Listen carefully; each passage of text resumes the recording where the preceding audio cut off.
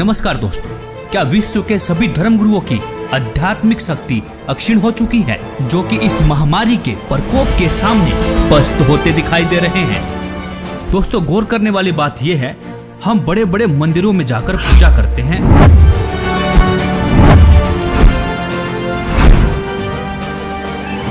मस्जिदों में जाते हैं, तीर्थ व्रत उपवास करते हैं, धर्मगुरुओं से दीक्षा लेकर भक्ति भी करते हैं। आखिर किस लिए? अपनी रक्षा के लिए ना।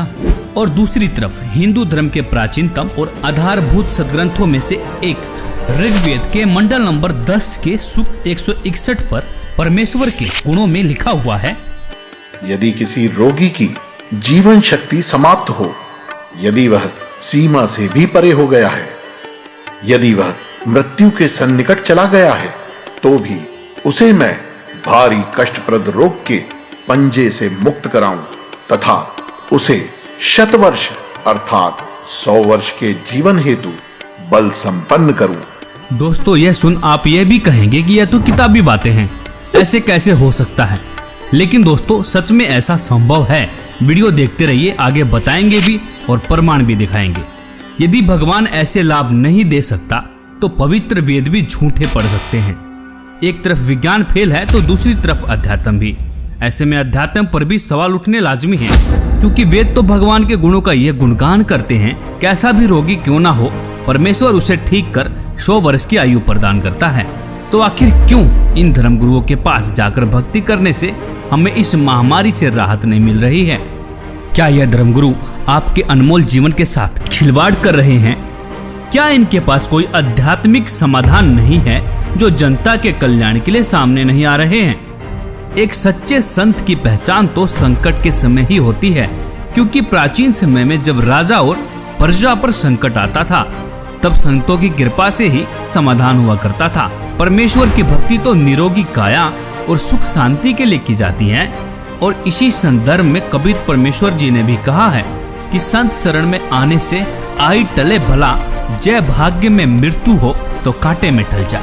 मतलब यदि मृत्यु भी होनी हो, कांटे जैसे दुख में मृत्यु टल जाएगी। दोस्तों, ऋग्वेद से साबित हुआ कि परमेश्वर की शक्ति के सामने विज्ञान शून्य है, क्योंकि जिस परमेश्वर ने मानव को बना चलाया, क्या उसे स्वस्थ करने में समय लगेगा? नहीं ना। दोस्तों, ऐसे में इस बात को भी दरकिनार नहीं करना चाहिए कि इस संकट की घड़ी में हमारे आध्यात्मिक धर्मगुरु क्या रोल अदा कर रहे हैं। कोई भी धर्मगुरु सामने आकर यह विश्वास नहीं दिला पा रहे हैं कि मानव जाति पर मंडरा रहे महासंकट से किस प्रकार से बचा सकते हैं। और दूसरी तरफ एक संत के शिष्य माननीय प्रधानमंत्री जी को लाखों पत्र लिखते हैं, लाखों ईमेल करते हैं। माननीय प्रधानमंत्री महोदय, भारत सरकार, मान्यवर, आप जी से हम संत रामपाल जी महाराज जी के लाखों अनुयायी आप जी के द्वारा मांगे गए सुझाव का सम्मान करते हैं। हमारी आप व आपकी सरकार से विनम्र प्रार्थना है, हम आप सभी से यह आग्रह करना चाहते हैं कि रामपाल जी महाराज इस विश्व में एकमात्र संत हैं जो शास्त्रानुकूल भक्ति विधि देकर लाखों करोड़ों परिवारों को कई प्रकार से दैहिक, दैविक, भौतिक तापों से राहत दिला चुके हैं। ऐसी आध्यात्मिक शक्तियों से परिपूर्ण संत जो कि बेकसूर हैं, उनको जेल में रखा गया है। बावजूद इसके यदि आप अपने मंत्रिमंडल के साथ उनके पास जाकर इस महामारी से बचाव हेतु अपनी प्रार्थना लेकर जाएं, तो हम ये पूर्ण विश्वास के साथ जानते हैं, क्योंकि संत परोपकारी व परमार्थी होते हैं, हमें यह पूर्ण विश्वास है कि वे अपनी दया दृष्टि पूरे विश्व पर बरसाकर इस समस्या से निजात दिला सकते हैं। आशा है इस एकमात्र बचाव के तरीके पर आप जी अमल अवश्य करेंगे। सत साहिब। और ट्विटर पर भी ट्रेंड करके पूरी दुनिया को विश्वास दिला रहे हैं कि सिर्फ और सिर्फ एकमात्र संत हैं जो मानव जाति को महासंकट से निजात दिला सकते हैं। वो संत कोई और नहीं, संत रामपाल जी महाराज हैं। यह सुन इस वीडियो को स्किप मत करना, जरा रुकिए, आपको विश्वास दिलाने के लिए कुछ जीते जागते प्रमाण पेश कर रहा हूँ, जिन्होंने संत रामपाल जी द्वारा बताई गई शास्त्र अनुकूल भक्ति की और परमेश्वर ने उनकी मृत्यु को भी टाल दिया। दोस्तों आज तक सिर्फ हमने सुना ही था कि परमेश्वर अंधे को आंख, कोढ़ी को काया, निर्धन को माया और बाज को पुत्र देता है, लेकिन यह अनसुना सच वर्तमान में सत्य साबित हो रहा है। दोस्तों ऐसे ऐसे एक नहीं, दो नहीं, हजारों प्रमाण ऐसे हैं जो संत रामपाल जी के अनुयायियों के जीवन में आप देख सकते हैं। मुर्दा बच्चा जीवित हुआ। जब मैं मजदूरी पे चला गया तो पीछे से उसकी मृत्यु हो गई जी, लड़के की। 1.5 साल का लड़का था दास का, और उसकी मृत्यु हो गई। जब घर आके जब मैंने देखा जी, उसकी स्थिति देखी तो हाहाकार मच रही थी। आस पड़ोस वाले भी इकट्ठे हुए, सभी ऐसे अफसोस मना रहे थे। वो बच्चे की लाश लेकर मैं गया जी, गांव का डॉक्टर है, डॉक्टर ने चेक किया जी उसको और कहता कि इसको घर में ले जाए, इसमें श्वास नहीं है। और मैं घर में आते आते ऐसे रखा बच्चे को, तो मैंने गुरुजी से अरदास लगाई घर में ही जी, और मैंने कहा कि हे परमात्मा, जब आप मेरी आयु बढ़ा सकते हो, मेरे रोग, ये कैंसर तक का रोग ठीक कर सकते हो मालिक, इसकी भी रक्षा करो दाता, इसकी भी आयु बढ़ाओ। हे परमात्मा, मेरे सतगुरुदेव जी ने तेरी दया करी मेरे, मैं कुछ इतने लाभ दिए मैं बता नहीं सकता आपको, इतने लाभ दिए मेरे को इस भगवान के, मैं धन्यवाद करता हूँ इस भगवान का। मेरे बच्चे की आयु बढ़ाई, उसी तरह हम जिंदा हो गया जी गांव के सामने, सभी देख रहे। जितने मेरे को गालियां देते थे उस ग्राम में, वो कहने लगे कि आपके संग में बहुत शक्ति है, वो पूर्ण संग। आज मेरे गुरुजी की कोई निंदा नहीं करता मेरे गांव में। मेरे को इतने लाभ हुए जी, मेरे कैंसर का रोग ठीक किया, मेरी आयु बढ़ाई मेरे परमात्मा ने। और घर में ऐसा होता था जी, हमारे खाने को आटा नहीं होता था और हम मांग मांग के खाते थे, काम भी करते थे, फिर भी बीमारी के कारण हमको मांग के खाना पड़ता था।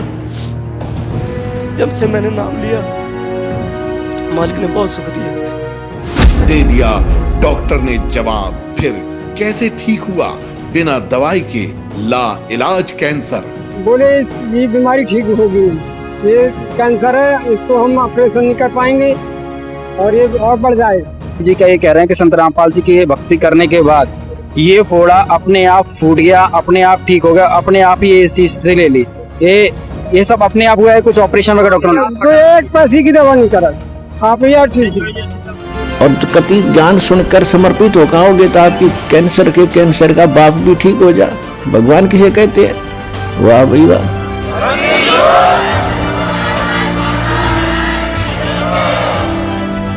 मुर्दा हुआ जिंदा। पत्नी के भाई थे, उन्होंने बताया कि आपको तो डेड बॉडी हो गई थी। जिस समय डेड बॉडी, उस समय पूरे हॉस्पिटल में मतलब ये विषय का रहा कि वो ख़त्म हो चुका, और हर जगह मतलब ये बता दिया गया कुलवंत दास जी मृत घोषित हो गया। मेरे घर में आना जाना, रोना धोना हो गया था। ठीक 1 घंटे बाद जब मुझे पूरी तरह होश आया तो फिर मैंने अपनी राम कथा सुनाई कि मुझे उस वक्त ऐसा महसूस किया कि हकीकत में ये हुआ कि 3 दूत आए और मेरे प्राण लेकर सबसे पहले मुझे गणेश जी, ब्रह्मा जी, विष्णु जी, शिव जी तथा माँ दुर्गा देवी के लोकों से पार लेते हुए काफ़ी दूर ले गए। आखिर में मैं जाता हूँ, आखिर जब मंजिल पे पहुँचता हूँ, ऐसा मुझे महसूस हुआ ये सतलोक, मिनी सतलोक ही है। तो वहाँ गुरु रामपाल जी महाराज जी एक सामने खड़े थे। मैंने जब देखा तो उन्होंने मुझसे कहा, बेटा की भक्ति अधूरी है, तो आपको मैं एक मौका और भक्ति का देता हूँ, आप अपना जीवन सफल हो जाएगा। उसी वक्त गुरु संत रामपाल जी महाराज जी ने कबीर का रूप दिखाया। उसके बाद मुझे वहाँ से तीनों यमदूतों ने वहाँ से एक धक्का दिया, और धक्का देने के बाद मैं जब यहाँ से आंखें खुली तो मैं एकदम अपने आप को देखा, मैं पसीन से तर हो गया। तो मेरे पूरे पीठ पे नीले निशान पड़े थे। दुर्घटना में मौत, जीवित किया। बड़ा लड़का था मनोज नाम का, उसका मेरा बल्लमगढ़ में आके एक्सीडेंट हुआ शाम को 7 बजे।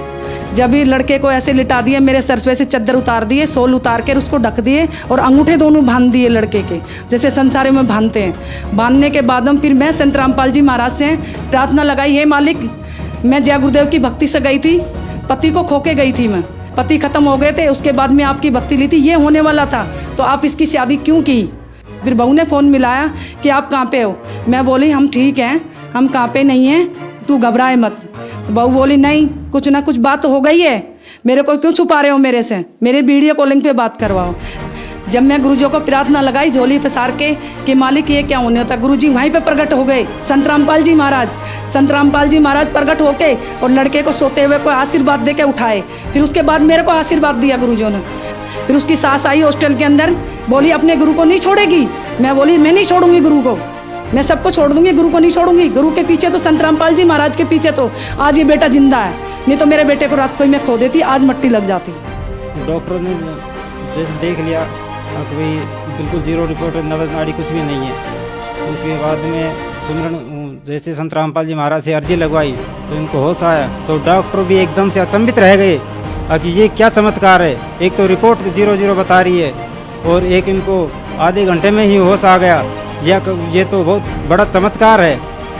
तो चमत्कार को देख के सारे डॉक्टर सारे अचंभित रह गए कि ये तो कोई बहुत बड़ा चमत्कार है।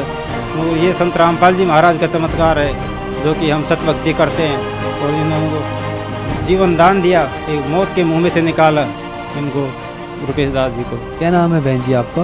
कमला दासी है जी। मेरे घर वाले को 2014 में 10 अक्टूबर को पैरालाइज का अटैक पड़ गया था, बिल्कुल ख़त्म हो गए थे। तो बेटे के याद आई कि सतलोक आश्रम फ़ोन मिलाऊं। जब फ़ोन मिला तो किसी भगत ने फ़ोन उठाया वहाँ से। उन्होंने कहा, बेटे ने मेरे ने रोते रोते बड़े बेटे ने, ये भगत जी बात करा दो परमात्मा से, मेरे पापा ख़त्म हो चुके हैं पैरालाइज का अटैक पड़ के। तो भगत जी परमात्मा से बात कराई। परमात्मा ने कहा, बेटे बंदी छोड़, दया करेंगे, दंडवत करके अमृत जल और प्रसाद दे दे। तो भगत जी मालिक ने इतनी दया करी, संत रामपाल महाराज जी ने, इतने बेटे का फ़ोन भी नहीं कटा। इतने तो मेरे घर वाले ने यूँ कह दिया, बेटे मैं बाथरूम करने जाऊँगा।